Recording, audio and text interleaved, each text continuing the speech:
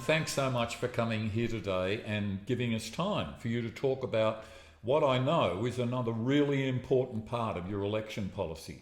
And I know that it's one of those areas that you've spent a lot of time in, and we'll come back to that in a moment. But before I think we start our conversation, we probably need to acknowledge the custodians of this land that we're on, the Darramurrugal people and the Darug people, and pay respects to their elders past, present and becoming. And I think once again, as an educator myself, I know that the Aboriginal people's ways of knowing, which I've actually used many times, are really powerful ways to look and think about learning. So they probably knew just as much about learning as what we do, if not more.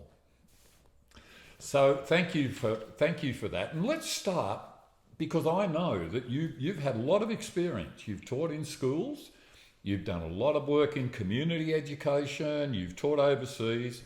Why don't you talk a little bit about that to start with? Look, I've had a really privileged life being a teacher, and it's probably the most fundamental core part of my life.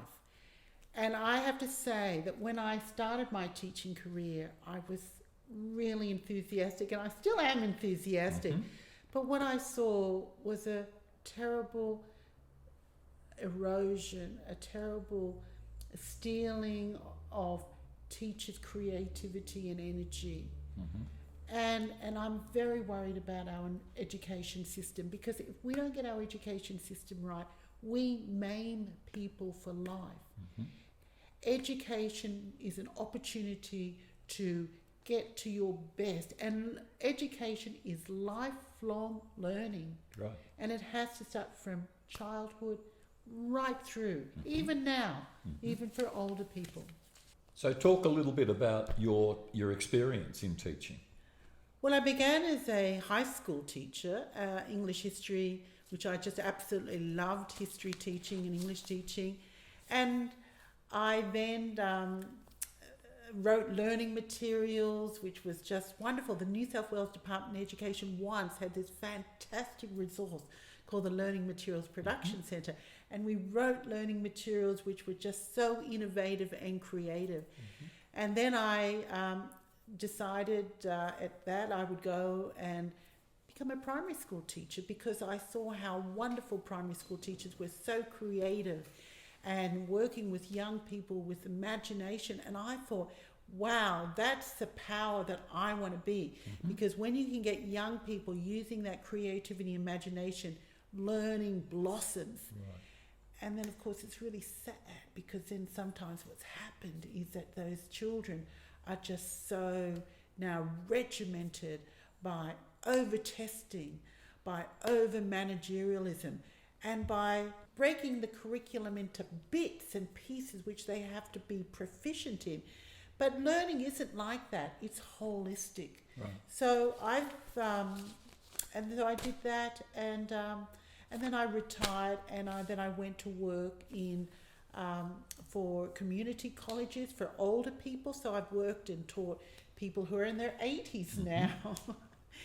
And that's a very different sort of teaching, isn't it? It was. But you know what the thing is, when I then blossomed again as a teacher, right. because, I had to prepare a 2-hour course. But for me to do a 2-hour course, that took me 10 hours of preparation. Mm-hmm. I had the luxury to do it because no one was telling me how to do it. Right. And of course, I'm only being paid a pittance, which is tragic, mm-hmm. because I know some professionals needed to do that to mm-hmm. live, and 10 hours of unpaid work mm-hmm. to produce a high quality 2-hour course is something that's something that you really have to invest in.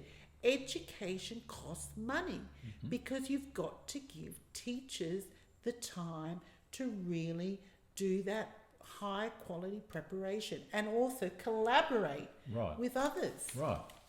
Okay. Well, what you've started with is a whole lot of issues that I think we're probably going to keep talking about today, because what you're saying is a lot of those issues were there then and still are, and we haven't really been able to do very much about them. So why don't we start at the beginning and start with early childhood? What do you think are the most important things that need to happen to do with early childhood education?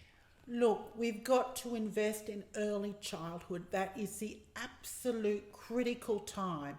That's when the brain develops. That's where everything happens in early childhood.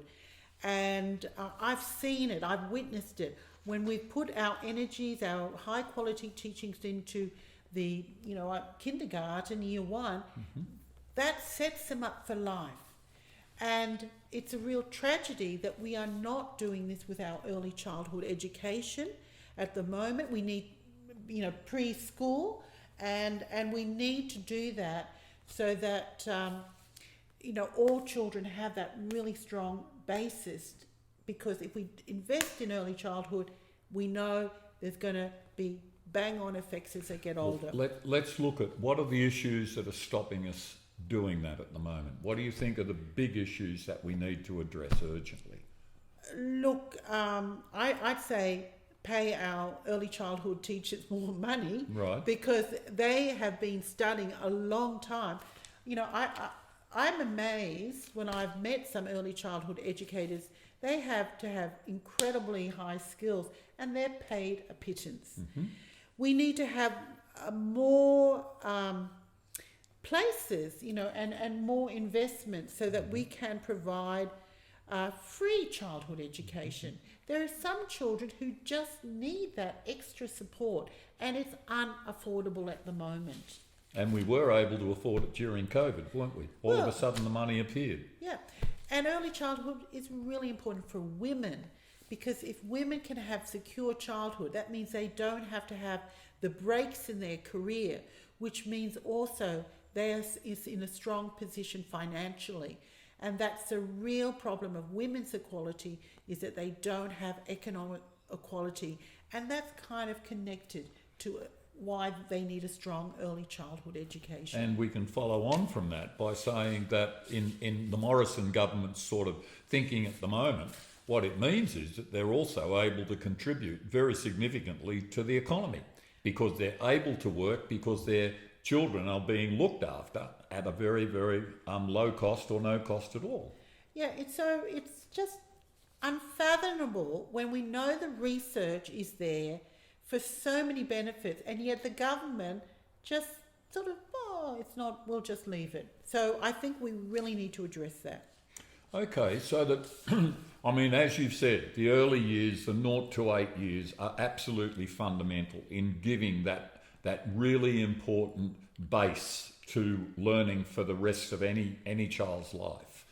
And of course, the other thing about it is that it also gives a really good start to children to be able to move from early childhood into primary. One of the issues we know is that children who haven't been to early childhood education or haven't had that sort of quality have great difficulty in making the transition into kindergarten, don't they? So what do you think then are the main issues about primary education, which is where you've had some experience? Look, that's so true, and I have to say I've seen children arrive at kindergarten who really, because they had no previous education, were behind straight away, and they need massive investment also in their, in the early starts in primary school. If I could just go a little bit back, deal with a bit about it. There are some general issues, aren't there, I suppose, that we want to talk about. There's some general issues, and I really want to talk about them because I feel I've lived these general experiences. Right. So many teachers are dissatisfied and they talk about leaving the profession. And that's particularly for a lot of young teachers coming in now. They're completely stressed. They cannot have a life and work balance. They're overworking themselves. Yes. And many are feeling so dissatisfied with a job that they absolutely went in because they loved teaching. Teachers are paid so poorly compared to other professions. And how can they afford to buy a house? It's just unacceptable. teachers also have, as I said, excessive workloads where they are getting burnt out.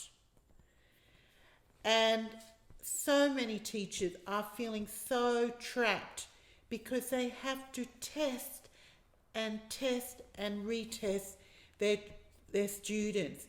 And it's just destroying the creativity and really good learning programs. When I wanted to be a teacher, I wanted to see where the children were, and then I wanted to run my teaching around where they were. I didn't want to have to just run and do a test for the sake of doing a test.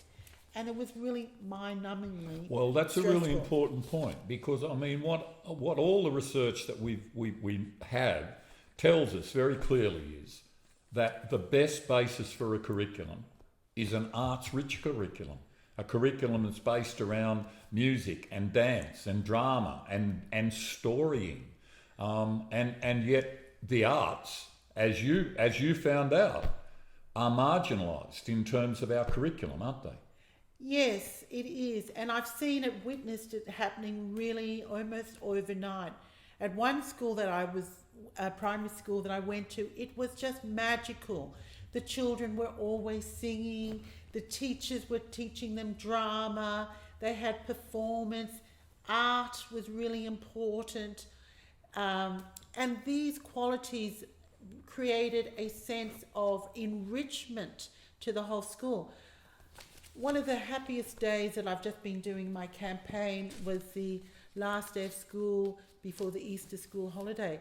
And that is when every school does the Easter hat parade.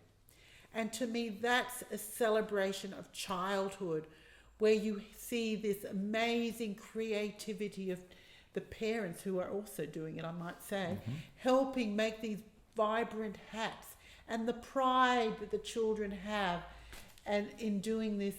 And I thought to myself, that's one day of celebration, but every day of primary should be a day of celebration, a celebration of childhood, where they can do this incredible richness of arts, because essentially childhood and the arts are so connected. Play, dance, drama are vital childhood experiences if you watch children. And that is what we need to build on, so that they can have an enriched life and a confident life where they are able to express themselves. And when they have that, they can go on and do so many other learnings. And of course, things like mathematics and music, they're so connected. Yes, that's exactly right. But you can, in fact, what the research shows is that children who have a really rich quality arts experience perform better academically, in terms of self-esteem, self-concept, in terms of interpersonal relationships, in terms of lack of mental issues and really positive mental health. So you're dead right, it's the arts that are so important. And I mean, there are some very important sort of numbers that people should be aware of in terms of these issues, aren't there? So, for example, I mean, there are thousands of teachers that we're missing, so that there are schools that don't have a full complement of staff, and there are students, in fact, massive numbers of students who, in fact, have no permanent teacher at the moment. Yeah, so what's happening is that there's incredible pressure on schools, incredible defunding of schools, and now it's becoming a really a shocking system where, that's right, schools do not have enough teachers, a full complement of teachers. They do not have the teachers who are trained in those areas. They do not have permanent teachers. And there's a constant moving of casual staff who are put on short-term contracts. So how can you build a career? Teaching is a long-term thing. It takes a long time to develop and create a good teacher. And they need to be given that space and that security so that they can develop their craft. Because teaching is not easy. It's really hard. And as I said, we've talked about burnout. It's and you need to have a supportive system for our teachers. Well, what we know is that teachers, for example, the profession of teaching has one of the highest incidences of mental issues to do with anxiety and with depression. Well, I'm glad you said that, because there were times when I felt a bit like that when I was a teacher, because I felt that I couldn't express my really the magic of my teaching, because there were so many constraints on me. And it was very challenging, and that's because we are not supporting our teachers as a system, at a system level. So much now, teachers are just complaining they have so much bureaucracy to do. That's not what teachers should be doing. No.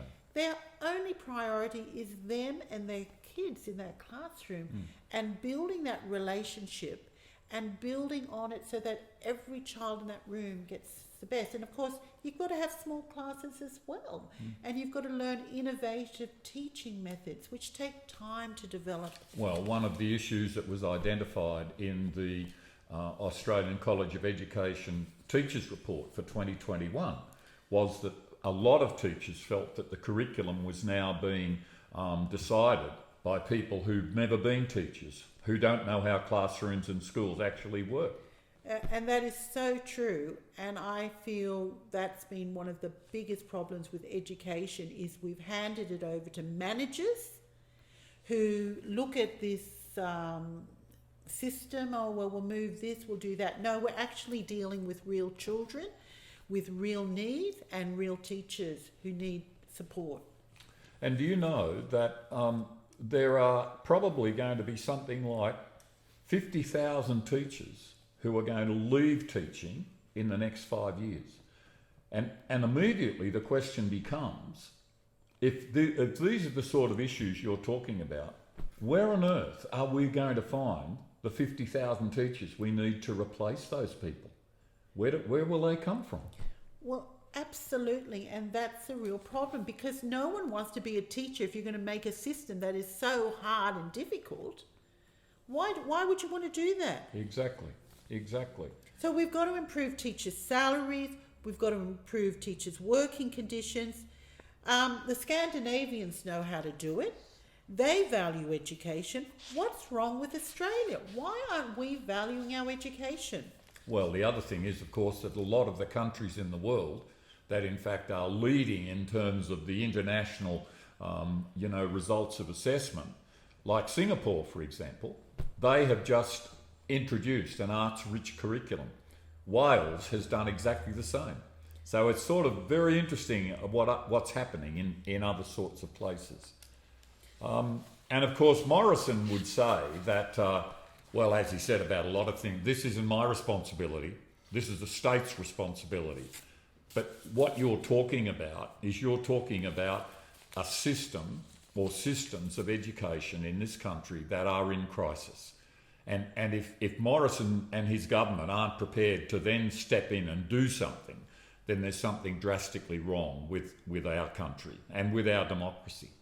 Well, we do have a federal minister for education, and I really like to know what he's been doing, because he's making it harder for teachers and harder for schools and harder for our children. He's been missing in action the last few months, hasn't he? And we really don't know where he is. But I must tell you also that one of the theses that I've just examined about leadership makes the awful conclusion that fits in with all of your saying, that leadership training now for principals and senior executives are all about the managerialist model. There is no sort of space in those leadership training programs about creative educational leadership based upon a knowledge of the latest research. It in fact is all about training people to be able to fill in the assessment of themselves and their school in terms of national assessment and reporting. Yep. Yeah. It's very sad, but I have had the privilege of working with some really excellent principals. And like one of the best principals I had, he made sure the whole school every year went on a bushwalk, kindergarten to year 6. he really understood that these were really important things to do. So, but you're right.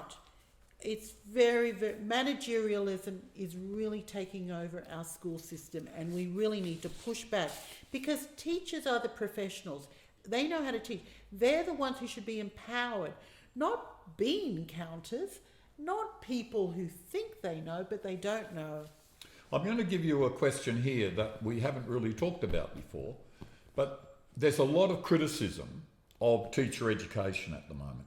A lot of people who are saying, well, the universities aren't teaching teachers properly, and that's one of the biggest problems we've got. If you go back to your teacher education, would you agree with that? Would you agree that there are things that you really didn't know anything about that you could, and we should have done something about in the university? David, I had a diploma of education that I did in 1982. It was my first degree. It set me up for life. I learned what to do. I never forgot what I learned to do. But once you get into a school, it's very challenging. And if you don't have the resources there, you cannot do that. All the things I learned in my dip ed were really valuable, but it needed a system to support those really good ideas. Here I was told about one of the most important things is to do small group work. Not a whole teacher in front of a classroom, but get kids in small group work. That's a very hard thing to do. If you have really big classes, if you don't have principals and other school teachers who are supporting it. So it's, but I'm really proud of my teacher education, and because I had an excellent one. Okay, thank you for that. Is there anything more you want to say about issues in primary school, or do you think we've covered most of those? I think primary schools are so important, and we need to ensure that we have the resources. And one of the big issues at the moment is federal funding is not providing the funding needed for our public primary schools, where it's shocking, nearly 99% have not reached this thing called, student resource standard. And that's shocking. So basically, we are in a situation where our primary schools do not have the resources to deal with all the variety of students, those students with disabilities, those students who can't speak English, those students who come from disadvantaged areas, and our Indigenous and Aboriginal and Torres Strait Islander kids as well. So we really need to get school funding really back on the table, because it is missing in action. Okay, well, we've talked a lot about general issues. We've talked quite a bit about primary schools. Do you see that there are just the same issues, or are there some other issues in the secondary sector of education? Look, secondary, very similar issues, but I'd have to say, there you have specialised mathematics, computing, science and technology. Now those teachers and those are in shortage, because none of those teachers are going to get the same remuneration. They're going to go somewhere else. So basically our secondary schools are in this really difficult situation where we cannot recruit those people with the experts in all our disciplines, because they earn more money elsewhere. Do you know there's 1 in 8 every children in Australia who in fact are being taught those subjects by teachers that have not been trained in those subjects? And where we're going to get those teachers, it's very hard to know. So we have again dropped the ball, because we have not done our planning properly, and we are not putting in the provision. And in a way it goes back to our universities' cuts, where now it's more expensive to do certain courses, and we're not getting those people with those disciplines into our schools. Well, that feeds into another thing we know is that, and I mean, we've known these issues have been there for a long, long time. People have been projecting what we're talking about now for at least the last 20 years. And there are 4,000 teachers that we're going to need in the next 4 years in secondary. And exactly what you're saying is that the Morrison government and education ministers have actually made the degree that you begin your teaching with the most expensive degree of any of the degrees. So, you know, why would people want to come in and do arts degrees, which are the basis of a lot of teachers' backgrounds, if in fact they're going to pay more money to be able to do them? Yeah. I just don't understand. There are so many people, members of parliament, who had a free education, and yet they're absolutely out to get anybody get a university education now. It's really quite remarkable, isn't it? And also incredibly hypocritical, Absolutely. I would suggest as well. Thank you for saying that. Okay. Hypocrisy. And of course, the other thing about the subjects you've mentioned is, once again, taking up the Morrison mantra. They are absolutely fundamental to the growth of our industrial framework, our infrastructure, our sort of scientific research, the development of technology, particularly as we think about moving towards new forms of energy production and so on that we've talked about before. So all of those subjects that we're talking about, that these children are not able to get specialist attention to, are the very ones that we desperately need to be able to build, you know, a quality of life in Australia and a really rich and sustainable economy. Absolutely. And if you don't invest in education, you're not going to have an economy. Well, that leads into, the other sector that we're just starting to talk about. I don't know whether you've tried to get a tradesman recently, as I have, but they're scarce as proverbial hen's teeth. So the technical and further education sector, which is again going to become much, much more important. You know, what do you think about what's happened there? What are the issues we need to address in technical and further education? It's very interesting. No member of the Liberal National Party ever say the word TAFE. They talk about vocational education, but they never say the four-letter word TAFE. And that is the critical thing that we need in our vocational education. And I am so upset that they have destroyed one of the preeminent vocational systems in the world, our TAFE system, and they have handed our government resources, I'm sorry, to dodgy private providers. There may be some good ones, but generally to dodgy private providers.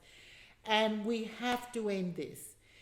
You know, in regional areas, TAFE is the only opportunity to get out of sometimes poverty. Yes. And now the fees are too expensive, so people cannot get there. So it is a travesty what they've done to TAFE, and we need to restore the funding to TAFE. It's also, we've got a climate emergency. Who's going to put these solar panels on us if we don't restore our TAFEs as well? Well, it's also one of the issues there is that we need more teachers in TAFE to be able to do that, because once again, there have been really significant reductions in the number of places available in a whole lot of trade areas. I have to say, so many TAFE teachers have lost their jobs by successive cuts in government funding to them. So we really need to restore. TAFE is too important to lose, and this election is really important because we need to put our TAFE back on the mouth of politicians so they do say TAFE. Right, okay. Well, the other important tertiary sector, of course, is universities, which we've referred a little bit to already. But, universities have suffered terribly, particularly during the COVID period. What do you think are the issues that are really significant to address at university level? Well, the Morrison government has again cut funding to universities as well as other. Well, consistently over a number of years, yeah. And they have made a terrible model that is reliant on overseas students, which has just collapsed with the COVID. We really have to restore our funding into the universities. We have to also support research in universities, because if we don't have research, we are not going to be leading country. Yeah. You know, we're talking about economic. We want to be the best in the economy. Well, sorry, it relies on good investment in university research, and we've got to get back to that. It's terrible, university, that's the casualisation of the workforce, which means all these people who have, you know, put so much energy into their, into their degrees to teach. They're paid pittance. They have no security, and it's a tragedy. And talking about preparation, you were talking about before. These people, for example, if they have to give a lecture or do a workshop, some of them aren't even paid for the preparation time that they have to put in to do it. So it's basically exploitation and wage theft, really. Yep. And it's massive at the university level. And of course, talking about research, I mean, one of the biggest problems that we had during COVID was, once again, the independent body, the bodies that would normally make decisions based on the quality of applications for grants to do the research. Of course, that was all taken away from those, and it was given to the ministers to make decisions. And so we had people like Alan Tudge, who probably knows very little about research in any of the areas of the university, making decisions just on his whim about what he thought was important and what wasn't. And so it's not only money for research, it's restoring the independence about who's going to get the grant money. You know, as someone who's worked in universities, I can tell you it's very hard to get any sort of research money. So when you've got a minister who knows nothing about it, it makes the situation even worse. This really thing of ministerial response, you know, they think that they know, they don't know, give it to the experts. Again, just like in schools where you've got managerialism gone mad. And what about, I mean, the other thing that occurs to me about universities that happened during COVID, and it also worries me about the way in which some of the vice-chancellors responded, was that we all of a sudden moved away from face-to-face teaching into online teaching. Now, what we know is that online teaching is okay as long as it's also supported by face-to-face. And at the moment, we're really having difficulty in being able to re-establish that sort of face-to-face teaching, which again, you've referred to again in, you know, when you were talking about small group teaching and so on. Well, I mean, online learning is a great opportunity to cut costs, isn't it? To make it a lot cheaper. It is, that's true. And the really issue is that learning is essentially about relationships and development of those relationships with knowledge as its basis.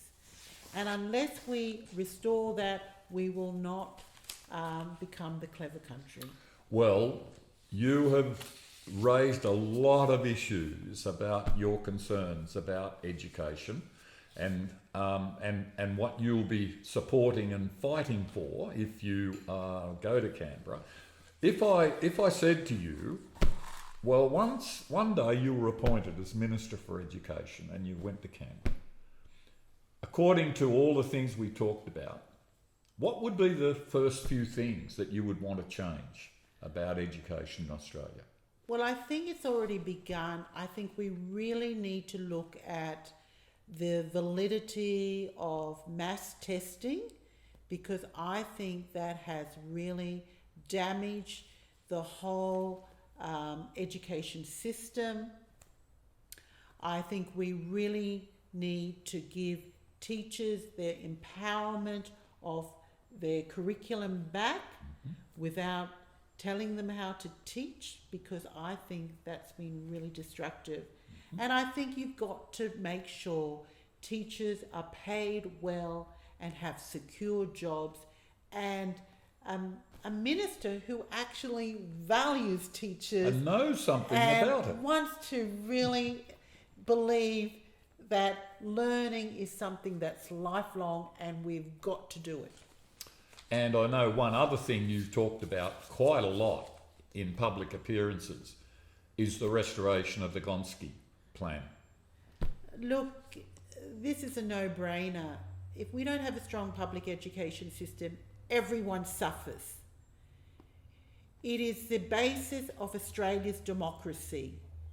The problem why we're having such polarisation of views at the moment is because we have dropped the agenda for a comprehensive education for everyone.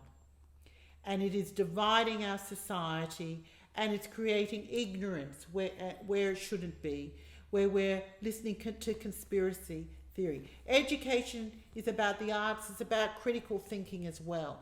And that is a democratic right, and we've got to restore our strong public education system, because if we don't have it, we're going to all suffer. And I think one of the things you've also said in some of your appearances is that while, for example, public schools have lost massive amounts of funding, that in fact somehow during COVID, under the guise of COVID, private school systems got $9 billion in special grants that nobody really knew very much about. Is that true? Well, apparently it is, and it's something that really needs to be looked at, because we want equity of funding.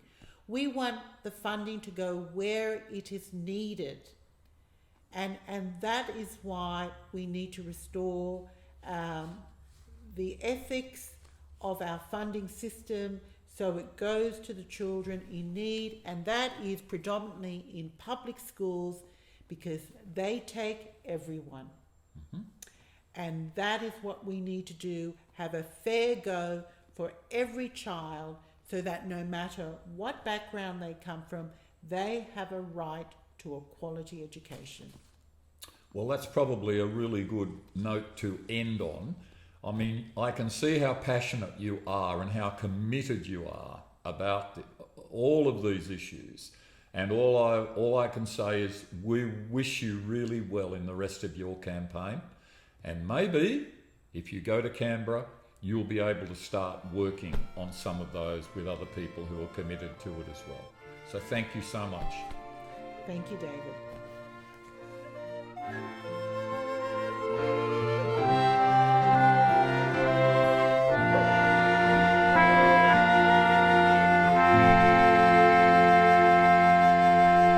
Authorised by Janine Kitson, Suite 1A, Level 2, 802 Pacific Highway, New South Wales, Gordon 2072.